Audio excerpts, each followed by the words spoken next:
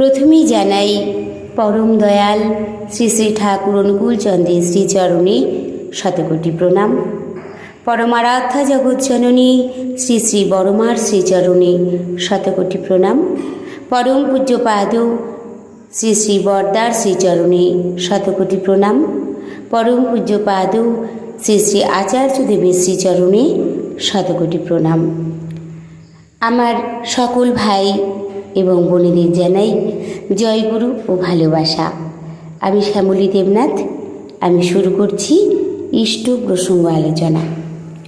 পরম পূজ্যপাদ শ্রী শ্রী আচার্যদেব বলেছেন, একই কাজে একই পরীক্ষায় কেউ সুন্দরভাবে সফল হচ্ছে, কেউ বিফল হচ্ছে। কেন বিফল হচ্ছে, কোথায় তার ত্রুটি, তা বুঝবে কে? তার নিজের অন্তর বুঝবে, নিজের সত্তা বুঝবে। ধ্যান করলে এই ধারণা আসে। ঠাকুর বলেছেন, ধ্যান করলে আমার ত্রুটি বিচ্যুতি সব আমার গোচরে আসে। নাম ধ্যান তাই করতেই হবে সকলকে।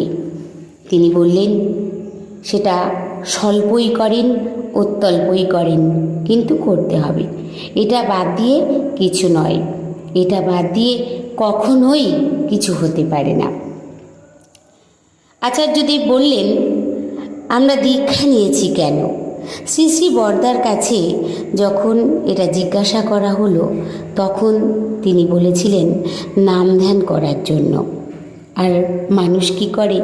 সবার আগে ঠাকুরের সময়টাকেই নষ্ট করে, খণ্ডিত করে।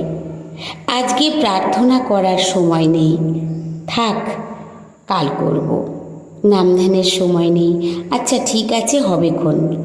এদিকে ঠাকুরের সময় বয়ে যায়, অথচ নিজেদের সময়ে কেউ কোনো দিনও হস্তক্ষেপ করে না।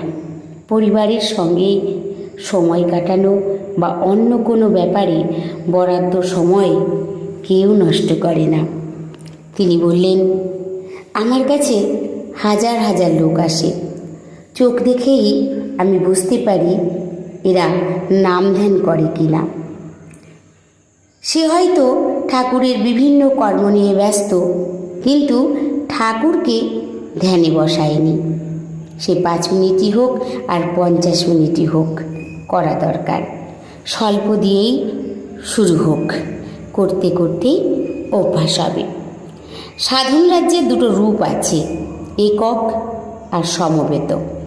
ধ্যান হচ্ছে একক সাধনা, আর একসঙ্গে সবাই যে প্রার্থনায় বসি, সৎসঙ্গ করি, উৎসব করি, সেটা হচ্ছে সমবেত সাধনা, যেখানে ঠাকুরকে সামনে রেখে আমরা পরস্পরকে উপভোগ করি।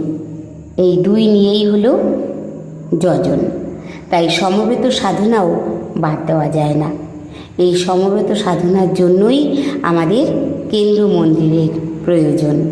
সমবেত সাধনার জন্যই আমরা উৎসবাদি করে থাকি। একজন গুরু ভাইয়ের সাথে আরেকজন গুরু ভাইয়ের সম্পর্ক কি হওয়া উচিত? ঠাকুর বলেছেন, উৎক্রমণী চলনের সম্পর্ক। একজনকে দেখে আমার উন্নতি হবে, আমাকে দেখে আরেকজনের উন্নতি হবে। এটাই হচ্ছে উৎক্রমণী চলন। আর আমরা কি করি?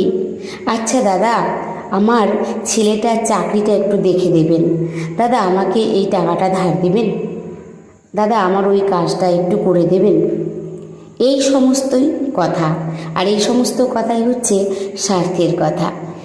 এই স্বার্থ চিন্তা যেখানে, সেখানে তার সাথে আর যেরকমই সম্পর্ক হোক না কেন, ঠাকুর কিন্তু সেখানে নেই। কোনো একটা স্বার্থসিদ্ধির প্রকল্পে আমরা জড়িয়ে যাই। তাই তিনি বলেছেন, কোনো অন্যায্য জিনিস যদি আমাদের মধ্যে সংগঠিত হয়, উৎক্রমণী চলন বাদ দিয়ে তা যে ব্যাপারই হোক, কোনো রকম অসততার কথা যদি থাকে, ঠাকুরকে ব্যতিক্রম করে বুঝে নেবেন সেটা ব্যক্তি স্বার্থের ব্যাপার, আর তখনই সাবধান হওয়া উচিত। আচার্যদেব বললেন, তিনি একবার বেড়াতে বেরিয়ে তার সামনে এক বড় জ্যোতিষী কার্যালয় দেখে তিনি সেখানেই ঢুকে পড়লেন। তিনি জ্যোতিষীকে বললেন, আমার হাতটা দেখুন। তিনি হাত দেখে বললেন, আপনার তো শনির দশা চলছে। আচার্যদেব বললেন, ভাই, আমার তো সবচেয়ে ভালো সময় যাচ্ছে, কিন্তু কিছুক্ষণ এই রকম কথোপকথন চলল। তিনি যত রকম বিপদের কথাই বলেন সবই তিনি নস্যাৎ করে দিয়েছেন। শেষে তিনি সেই জ্যোতিষী হতাশ হয়ে বলছেন, আমি আপনার মতো লোক আর কখনো দেখিনি। তখন আচার্যদেব বললেন, দেখবেনও না, কারণ কিং কুর্বন্তী গ্রহা সর্বে যস্য কেন্দ্রে বৃহস্পতি। গুরু যদি কেন্দ্রে থাকেন তাহলে তার কিছু করতে হবে না। তিনি বললেন, আমি রাহু, শনি, কেতু সবকটাকে ঘাড় ধরে বের করে দিয়েছি আমার জীবন থেকে, যা হয় দেখা যাবে। একনিষ্ঠ হলে কোনো বন্ধন তাকে কোথাও থামাতে পারে না। শেষ মুহূর্ত অবধি যুদ্ধ করার শক্তি থাকে মনে। তাই তো আসুন, আমরা সবই কিন্তু বুঝি, আমরা সব জানি, জেনেও সকল সময় আমরা ভুলগুলো করে ফেলি।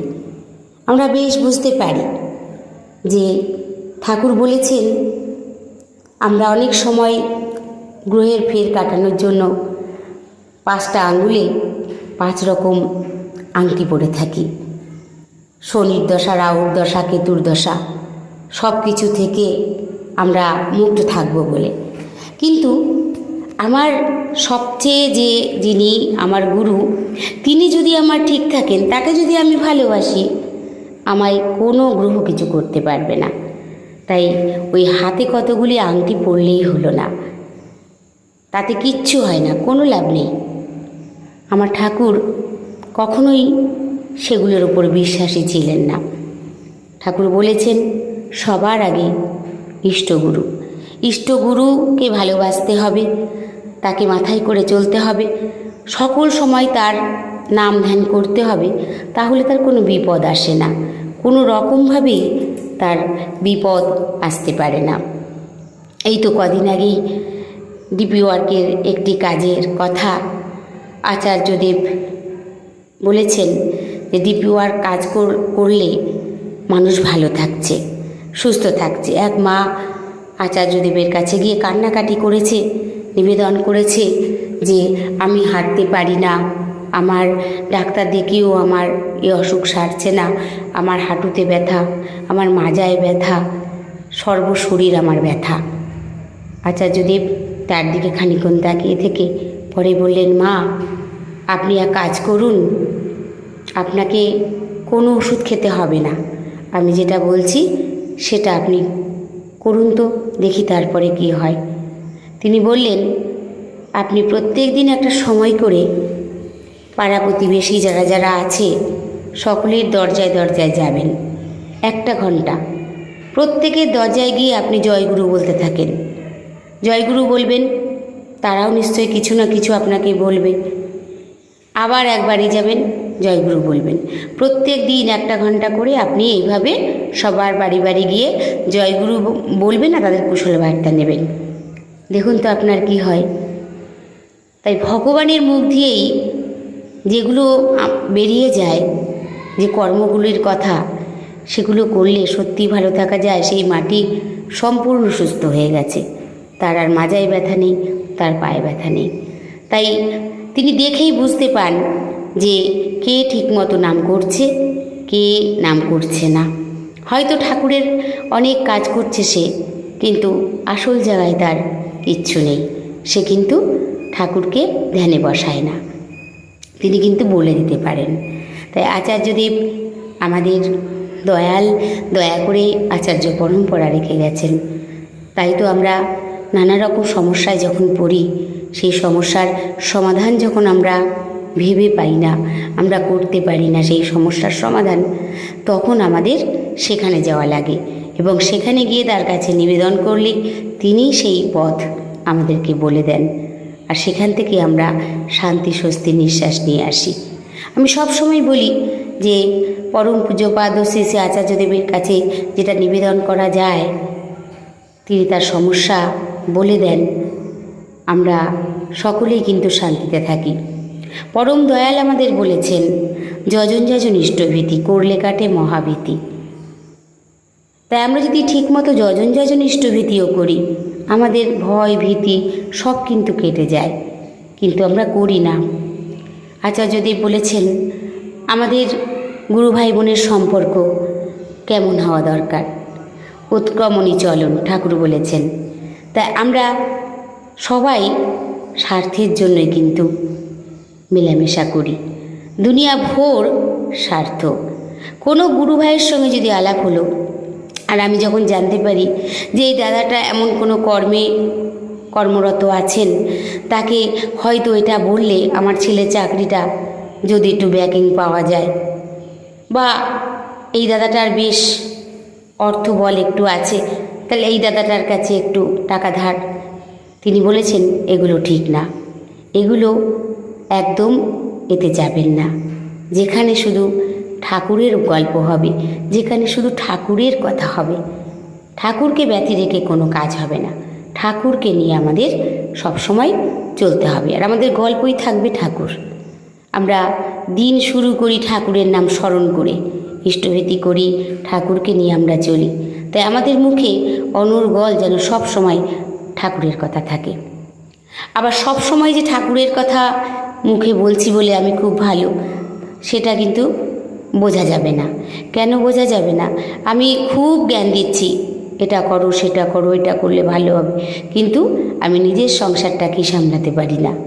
আমার নিজের সংসারেই সকল সময় অশান্তি, তাই তখন সেটাও ব্যর্থ রূপ নিয়ে নেয়।